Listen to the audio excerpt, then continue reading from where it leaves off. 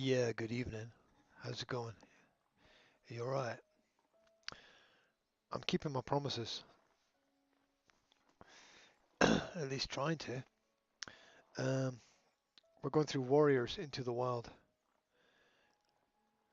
The story, the narrative, the book that started it all. 6 of 48. There's 48 books in the series. 48 books, not to mention comics and other side stories. Um, and Zora said, "Go through the book," so I'm going through the book. That's it. I read some statistics and Wikipedia information previously. I'm not going to cover it all again, but I will say, if you want some music related to it, you might want to check out my TikTok page, my Instagram, or the YouTube channel because I've been using, I've been, I've been, I've been using AI to explore the possibilities of musical generation. Can I go over here? There's my cat. There's the moon. All right, so I'm going to shut up and I might even turn off my mic and we'll get into the story. Yeah. The Academy is the channel, by the way, just in case. Just in case you're interested. Ooh, oh my god, it went dark there. It just went like really dark. Really suddenly dark. Wow. It was really light. It doesn't matter how I set it up. Every time I set it up so that the cat's in a light area so you can see the cat, just as I'm about to do something, it goes dark. Every single time. Watch the previous streams. I'm telling you. I'm telling you. All right. Um, where's the audio for the story? Thank you to SoundCloud and to who is it? Rose on SoundCloud. Thank you for putting up the story for educational purposes only, not for profit or resale. Chapter 10. By the following morning, a thin drizzle soaked the treetops and dripped down into the camp. Firepaw woke up feeling damp. It had been an uncomfortable night. He stood up and shook himself vigorously, fluffing out his fur. Then he left the apprentice's den and trotted across the clearing to Yellowfang's nest. Yellowfang was just stirring. She lifted her head and squinted at Firepaw as he approached. "My bones ache this morning. Has it been raining all night?" "Since just after moon high," Firepaw replied. He reached out and prodded her mossy nest cautiously. "Your bedding is soaking wet. Why don't you move nearer to the nursery? It's more sheltered there." "What? And be kept awake all night by those mewling kits? I'd rather get wet," Yellowfang growled. Firepaw watched her circle stiffly on her mossy bed. "Then at least let me fetch you some dry bedding," he offered, keen to drop the subject of kits if it upset the old she-cat so much. "Thank you, Firepaw," replied Yellowfang quietly, settling down again. Firepaw felt stunned. He wondered if Yellowfang was feeling all right. It was the first time she had thanked him for anything, and the first time she had not called him kitty pet. "Well, don't just stand there like a startled squirrel. Go and fetch some moss," she snapped. Firepaw's whiskers twitched with amusement. This was more like the Yellowfang he was used to. He nodded and sprinted off. He almost crashed into Speckletail in the middle of the clearing. This was the queen who had watched Yellowfang's angry outburst at the tabby kit the day before. "Sorry, Speckletail," Firepaw mewed. "Are you on your way to see Yellowfang?" "What would I want with that unnatural creature?" replied Speckletail crossly. "Actually, it's you I was looking for. Bluestar wants to see you." Firepaw hurried toward the high rock and Bluestar's den. Bluestar was sitting outside, her head bobbing rhythmically as she licked the gray fur below her throat. She paused when she noticed Firepaw. "How is Yellowfang today?" she meowed. "Her bedding is wet, so I was going to fetch her more," Firepaw replied. "I'll ask one of the queens to see to that." Bluestar gave her chest another lick, and then eyed Firepaw carefully. "Is she fit enough to hunt for herself yet?" she asked. "I don't think so," Firepaw meowed, "but she can walk well enough now." "I see," meowed Bluestar. She looked thoughtful for a moment. "It is time for you to return to your training, Firepaw. But you'll need to work hard to make up for time you have lost." "Great! Thank you, Bluestar," Firepaw stammered. "You will go out with Tigerclaw, Graypaw, and Ravenpaw this morning," Bluestar continued. "I've asked Tigerclaw to assess the warrior skills of all our apprentices. Don't worry about Yellowfang. I'll make sure someone sees to her while you are gone." Firepaw nodded. "Now, join your companions," Bluestar ordered.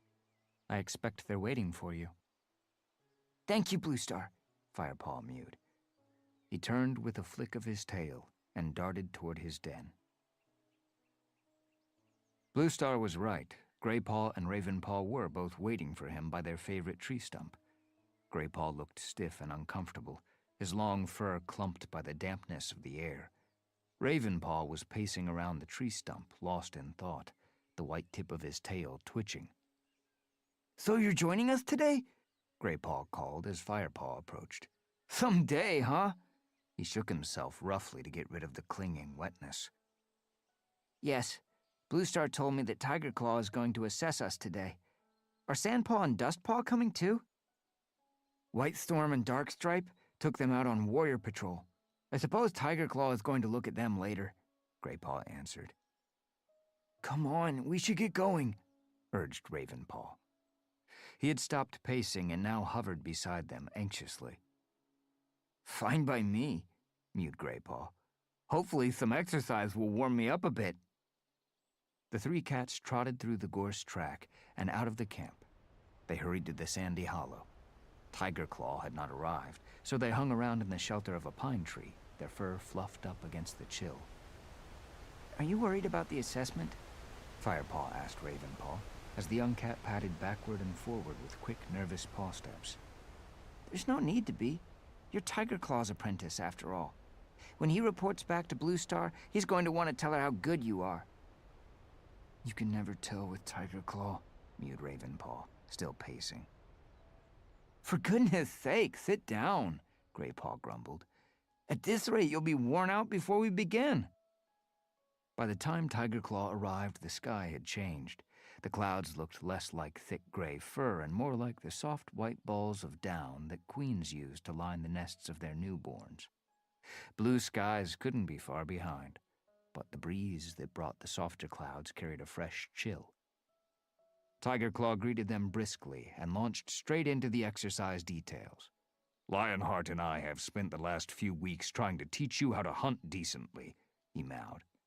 "Today you'll have a chance to show me how much you have learned. Each of you will take a different route and hunt as much prey as possible, and whatever you catch will be added to the supplies in the camp." The three apprentices looked at one another, nervous and excited. Firepaw felt his heart begin to beat faster at the prospect of a challenge. "Ravenpaw, you will follow the trail beyond the great sycamore as far as the snake rocks. That should be easy enough for your pitiful skills. You, Graypaw," Tigerclaw continued, "will take the route along the stream as far as the Thunder Path." "Great," mewed Graypaw. "Wet paws for me." Tigerclaw's stare silenced him. "And finally you, Firepaw. What a shame your great mentor couldn't be here today to witness your performance for herself. You shall take the route through the tall pines, past the tree-cut place to the woods beyond." Firepaw nodded, frantically tracing the route in his head. "And remember," Tigerclaw finished, fixing them all with his pale-eyed stare, "I will be watching all of you." Ravenpaw was the first to sprint away toward the snake rocks. Tigerclaw took a different track into the woods, leaving Graypaw and Firepaw alone in the hollow, trying to guess who Tiger Claw would follow first.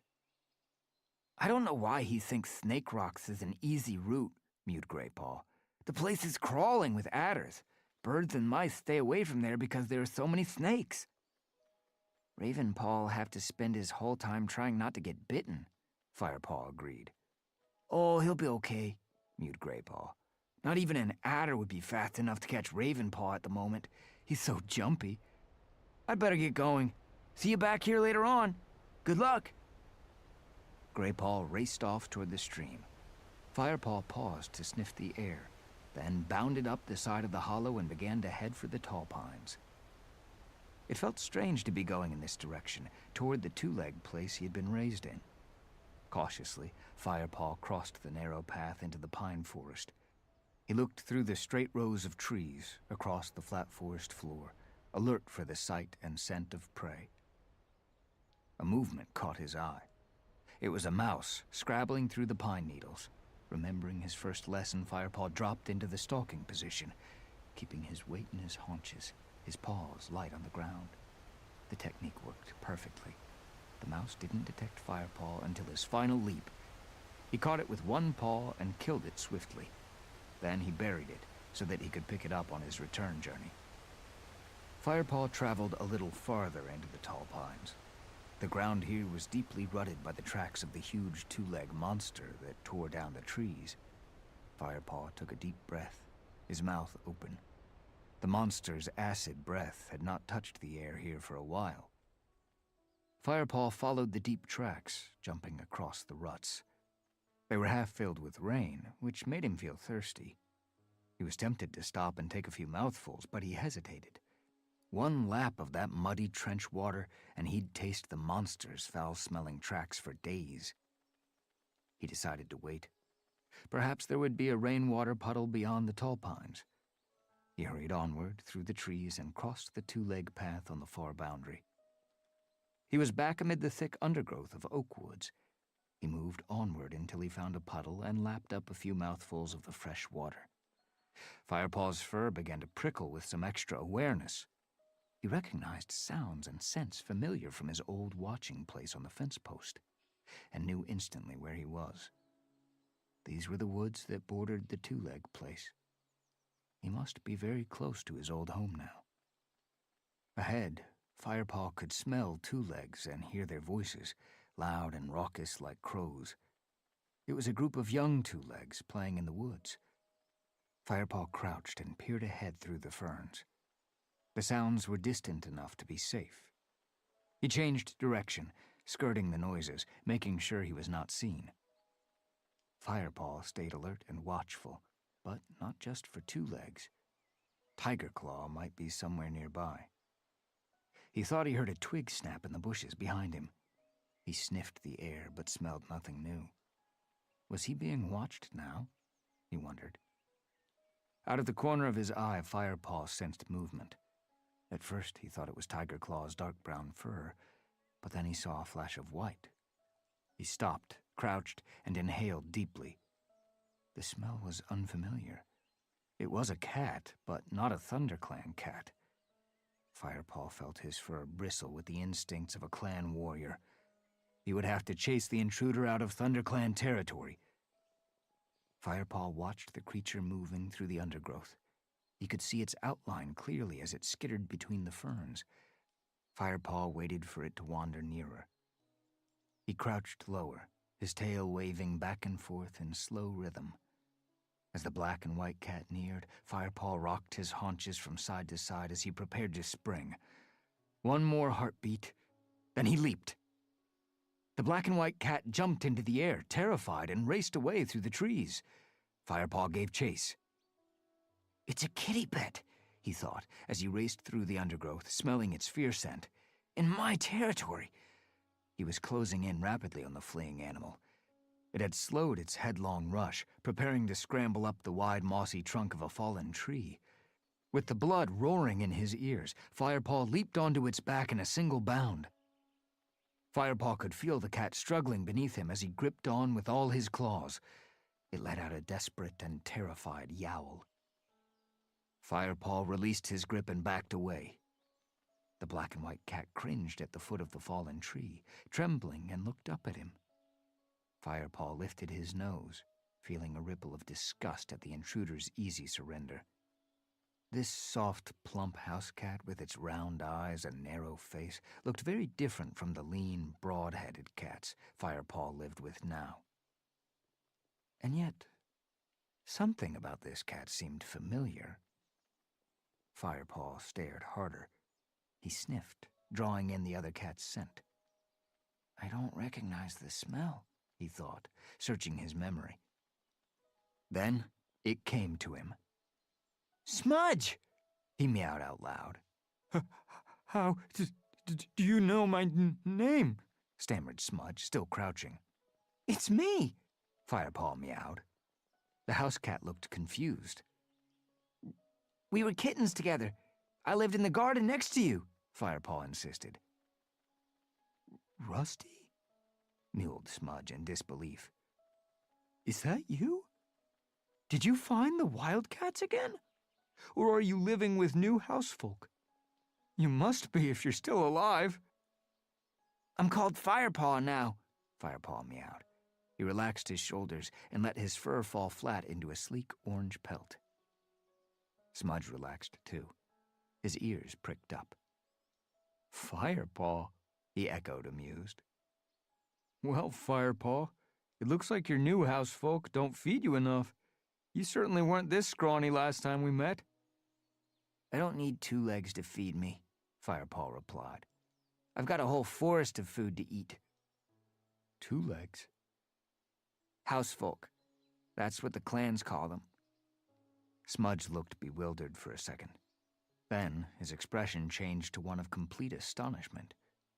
You mean you're really living with the wildcats? Yes, Firepaw paused. You know, you smell different, unfamiliar. Unfamiliar? Smudge echoed. He sniffed.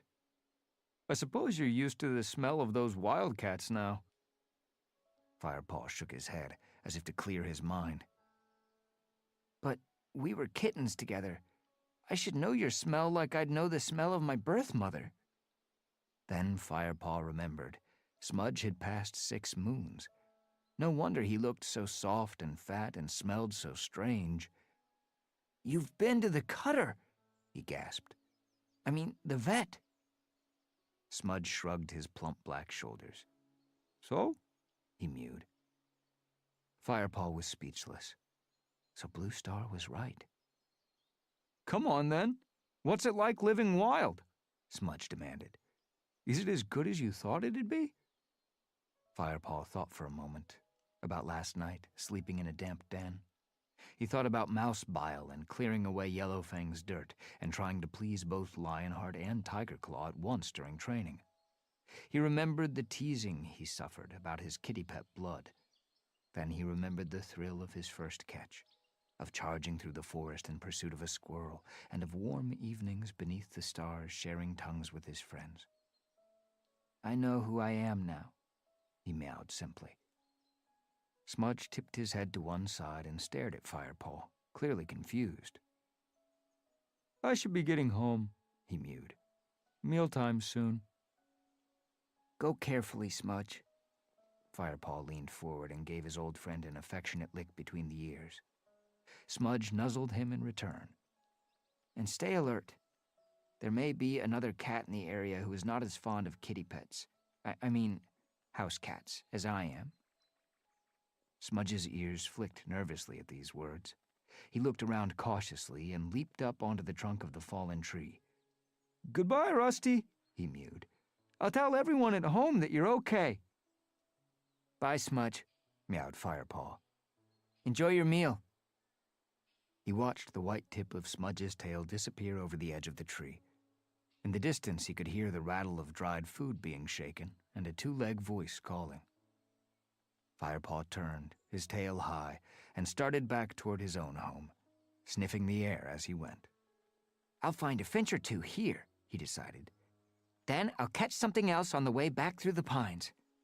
He felt bursting with energy after meeting Smudge and realizing just how lucky he was to live in the clan. He looked up at the branches above him and began to stalk silently across the forest floor, every sense alert. Now he just needed to impress Blue Star and Tiger Claw, and the day would be perfect. Chapter 11.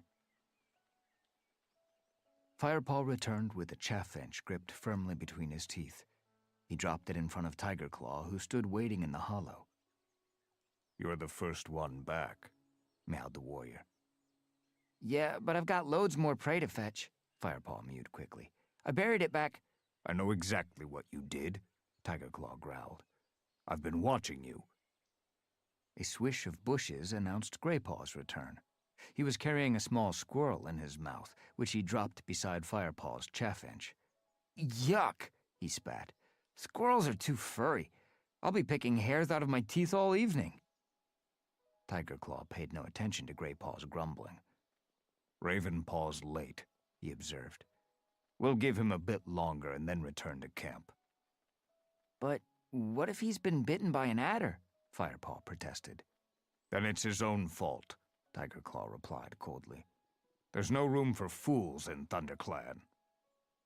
They waited in silence. Graypaw and Firepaw exchanged glances, worried about Ravenpaw. Tiger Claw sat motionless, apparently lost in his own thoughts. Firepaw was the first to scent Ravenpaw's arrival. He jumped to his paws as the black cat leaped into the clearing, looking unusually pleased with himself. Dangling from his mouth was the long, diamond-patterned body of an adder. "Ravenpaw, are you okay?" Firepaw called. "Hey!" meowed Graypaw, rushing forward to admire Ravenpaw's catch. "Did that bite you?" "I was too quick for it," Ravenpaw purred loudly. Then he caught Tiger Claw's eye and fell silent. Tiger Claw fixed all three excited apprentices with a cold stare. "Come on," he said shortly. "Let's collect the rest of your prey and get back to camp." Firepaw, Graypaw, and Ravenpaw entered the camp, strolling behind Tiger Claw. Their impressive day's catch hung from their mouths, although Ravenpaw kept tripping over his dead snake. As they emerged from the gorse into the camp, a group of young kits scrambled out of the nursery to watch them pass. "Look!" Firepaw heard one of them say. "Apprentices! Just back from hunting!" He recognized the little tabby Yellowtail had hissed at the day before. Sitting next to him was a fluffy gray kit, no more than 2 moons old. A tiny black kit and a small tortoiseshell stood beside them. "Isn't that the kitty pet Firepaw?" squeaked the gray kit. "Yeah, look at his orange fur," mewed the black one. "They say he's a good hunter," the tortoiseshell added. "He looks a bit like Lionheart. Do you suppose he's as good as him?" "I can't wait to start my training," mewed the tabby. "I'm going to be the best warrior ThunderClan has ever seen." Firepaw lifted his chin, feeling proud at the kit's admiring comments. He followed his 2 friends into the center of the clearing. "An adder!" Graypaw mewed again, as the apprentices dropped their catch for the other cats to share. "What should I do with it?" asked Ravenpaw, sniffing the snake's long body as it lay beside the heap. "Can you eat adders?" asked Graypaw. "Trust you to think of your stomach," Firepaw joked, butting Graypaw with his head. "Well, I wouldn't want to eat it," murmured Ravenpaw. "I mean, my mouth tastes pretty foul after carrying it back." "Let's put it on the tree stump then," suggested Graypaw, "so that Dustpaw and Sandpaw can see it when they get back." They each carried a piece of their fresh kill and the adder back to their den. Graypaw carefully placed the adder on the stump, arranging the snake so that it could be seen clearly from all sides. Then they ate. When they had finished, they sat close together to groom one another and talk. "I wonder who Bluestar will choose to go to the gathering," Firepaw meowed. "It'll be full moon tomorrow." "Sandpaw and Dustpaw have been twice already," replied Graypaw. "Perhaps Bluestar will choose one of us this time," mewed Firepaw. "After all, we've been training for almost 3 moons now." "But Sandpaw and Dustpaw are still the eldest apprentices," Ravenpaw pointed out. Firepaw nodded. And this gathering will be an important one. It'll be the first time the clans have met since Wind Clan disappeared. No cat knows what Shadow Clan is going to say about it. Tiger Claw's low meow interrupted them. You are right, youngster. The warrior had strolled up to them unnoticed. By the way, Firepaw, he added smoothly, Blue Star wants to see you. Firepaw looked up, startled. Why would Blue Star want to see him? Now, if you can spare the time, Tiger Claw meowed. Firepaw jumped up immediately and bounded off across the clearing toward Blue Star's den. Blue Star was sitting outside, her tail flicking restlessly back and forth. When she saw Firepaw, she stood up and looked steadily down at him. Tiger Claw has told me that he saw you talking with a cat from the two-leg place today, she meowed quietly. But, Firepaw began. He said that you began by fighting with this cat, but ended up sharing tongues with it. That's true, Firepaw admitted, feeling his fur prickle defensively. But he was an old friend. We grew up together. He paused and swallowed. When I was a kitty pet. Blue Star looked at him for a long moment. Do you miss your old life, Firepaw? She asked. Think carefully now. No. How can Blue Star think that? Firepaw wondered. His head was spinning. What was Blue Star trying to make him say? Do you wish to leave the clan? Of course not. Firepaw was shocked by her question. Blue Star didn't seem to hear the passion in his answer. She shook her head, looking suddenly old and tired. I won't judge you if you leave us, Firepaw. Perhaps I expected too much of you.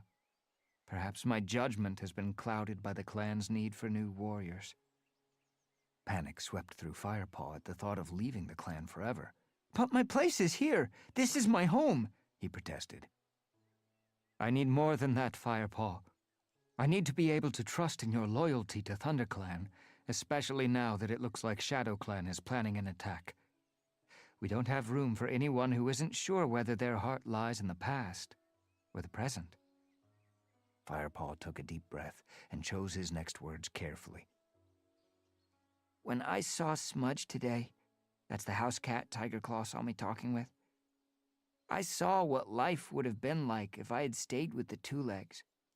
I felt happy that I had not stayed. I was proud I left. He held Blue Star's gaze without flinching. Meeting Smudge made me certain I made the right decision. I could never have been satisfied with the soft life of a kitty pet. Blue Star looked closely at him for a moment, her eyes narrow. Then she nodded. Very well, she said. I believe you. Firepaw dipped his head respectfully and let out a silent sigh of relief. I spoke to Yellowfang earlier, meowed Blue Star in a lighter tone. She thinks a lot of you. She's a wise old she-cat, you know, and I suspect she wasn't always bad-tempered. Indeed, I think that I could grow to like her. Firepaw felt an unexpected glow of pleasure at these words. Maybe, in caring for Yellowfang, his admiration for her had grown into affection, despite the she-cat's ill temper. Whatever the reason, he was glad Blue Star liked her too. But there is something about her that I don't trust, Blue Star went on quietly. She will stay with ThunderClan for now, but remain as a prisoner. The queens will care for her. You must concentrate on your training. Firepaw nodded and waited to be dismissed, but Blue Star hadn't finished. Firepaw, although you showed bad judgment today in talking to a house cat, Tiger Claw was impressed by your hunting skills. In fact, he reported that you all did well. I am pleased with your progress. You will come to the gathering, all three of you. Firepaw could hardly stand still. His body tingled with excitement. The gathering? What about Sandpaw and Dustpaw? He mewed. They will remain behind and guard the camp, replied Blue Star. Now you may go. She flicked her long tail to show he was dismissed and returned to her grooming. Graypaw and Ravenpaw looked stunned to see Firepaw bounding happily toward them. They had been waiting nervously for him beside the tree stump. Firepaw sat down and looked at his friends. "Well?" Graypaw demanded. "What did she say?" "Tigerclaw told us you'd been sharing tongues with a kitty pet this morning," burst out Ravenpaw. "Are you in trouble?" "No, although Bluestar wasn't pleased," Firepaw admitted ruefully. "She thought I might want to leave ThunderClan." "You don't, do you?" asked Ravenpaw. "Of course he doesn't," mewed Graypaw. Firepaw gave his gray friend an affectionate swipe. "Yeah, you'd hate that. You need me to catch mice for you. All you can catch these days are hairy old squirrels." Graypaw dodged out of the way of Firepaw's blow and reared up on his back legs to retaliate. "You'll never guess what else she said," Firepaw went on. He was too excited to waste time play fighting. Graypaw immediately dropped back onto all four paws. "What?" he asked. "We're going to the gathering." Graypaw let out a yowl of delight and bounded up onto the tree stump. One of his back paws knocked the adder flying. It hit Ravenpaw on the head and wrapped itself around his neck. Ravenpaw spat with alarm and surprise and then turned on Graypaw. "Watch it!" he hissed crossly. He shook the adder onto the ground. "Scared it might try to bite you?" Firepaw teased. He crouched down, hissing, and sidled up to Ravenpaw. Ravenpaw twitched his whiskers and retorted, "Some snake you'd make." He leaped onto Firepaw and rolled him easily onto his back. Graypaw reached down from the tree stump and gave Ravenpaw's tail a tug. As Ravenpaw turned to thump Graypaw with a soft forepaw, Firepaw jumped to his feet and leaped into them both, sending Graypaw flying from the stump. All three cats tumbled into the dirt and tussled on the ground. Finally, they fell apart and settled themselves, panting beside the tree stump. "Are Thampaw and Dustpaw coming too?" puffed Graypaw. "Nope," Firepaw replied, unable to disguise the note of triumph in his voice. "They have to stay behind and guard the camp." "Oh, let me tell them," begged Graypaw. "I can't wait to see the looks on their faces." "Me neither," Firepaw agreed. "I can't believe we're going instead of them, especially after Tigerclaw saw me with Smudge today." "That was just bad luck," answered Graypaw. "We all caught a load of prey in the assessment. That must be what decided it." "I wonder what the gathering will be like," mewed Ravenpaw. "It'll be fantastic," Graypaw replied confidently. "I bet all the great warriors will be there. Clawface, Stonefur." But Firepaw wasn't listening anymore. Instead, he found himself thinking about Tigerclaw and Smudge. Graypaw was right. It was bad luck that the great warrior had been observing him when he had met his old friend. Why couldn't he have been watching Graypaw or Ravenpaw instead? In fact, it was bad luck that Tigerclaw had sent him so near the two-leg place at all. Suddenly, a dark thought entered Firepaw's mind. Why had Tigerclaw sent him so near his old haunts? Had he wanted to test him? Could it be the great dark warrior didn't trust his loyalty to ThunderClan? Chapter 12.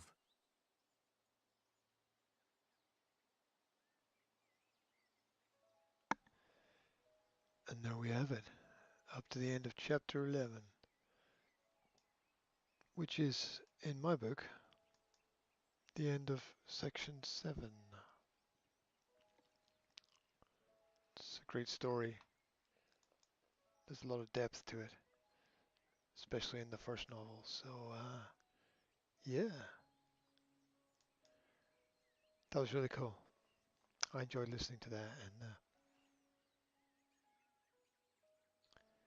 and dream cameraing around the Warrior Cats world. This is Warrior Cats in Roblox. There's a couple of different versions of it. I'm sure you'll find the right one.